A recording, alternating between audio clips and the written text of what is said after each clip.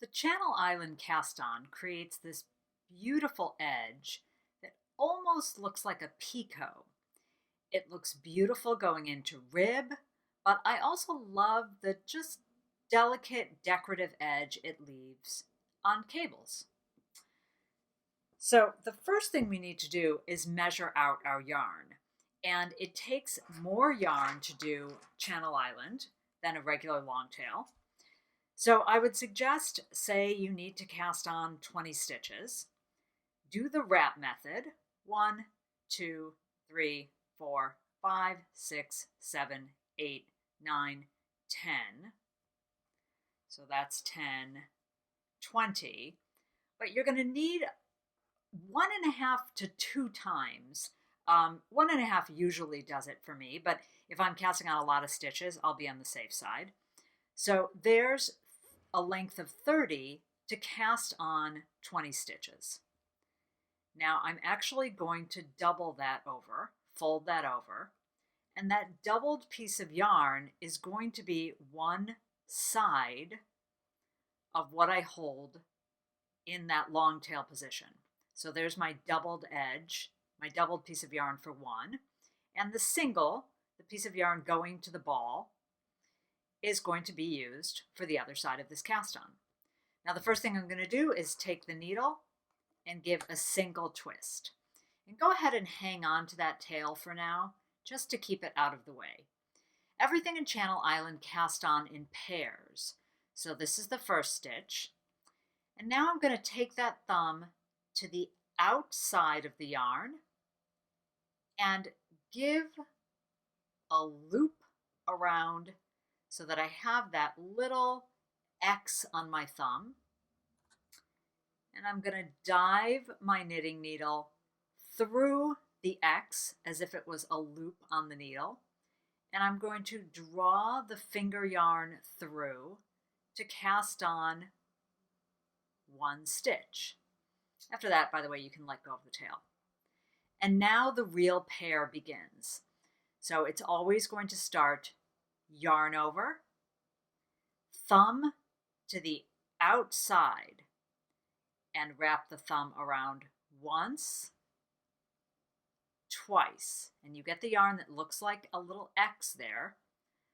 Dive the needle going under, straight up.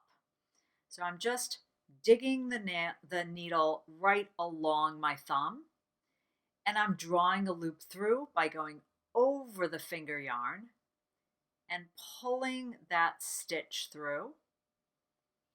And that's going to be the longer end of what looks like a picot edge, and then yarn over.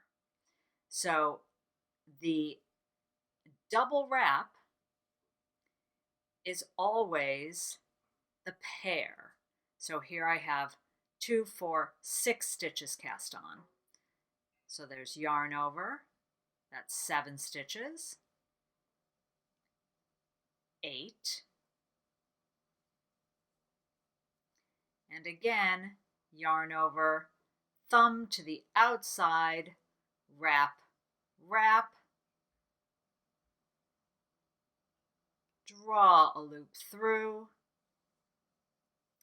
So that yarn over is always the first of the pair, the double wrap, and the cast on is always the second to the pair.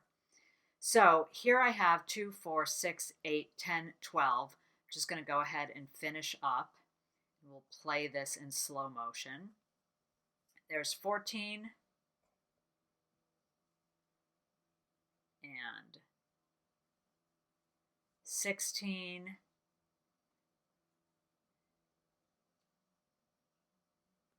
18, and the last one we'll play in slow motion.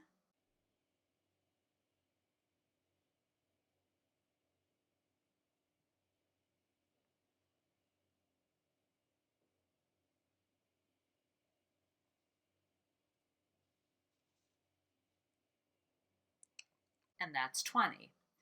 Now, if you were casting on an odd number of stitches, the final stitch, go ahead and cast on like regular long tail. And what you're going to see, There's that doubled end of yarn. You're going to have more tails to weave in because you'll have the little bitty tail that you started at the beginning and this double loop at the end. So I'm going to go ahead and work a few rows, and we'll take a look at what that edge looks like.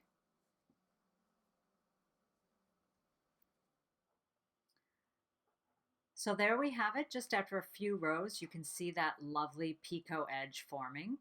And this looks wonderful going into ribbing, or of course, as I've used it here, going into cables. So I hope you enjoy that, and it adds a little extra something lovely to the edge of your garment.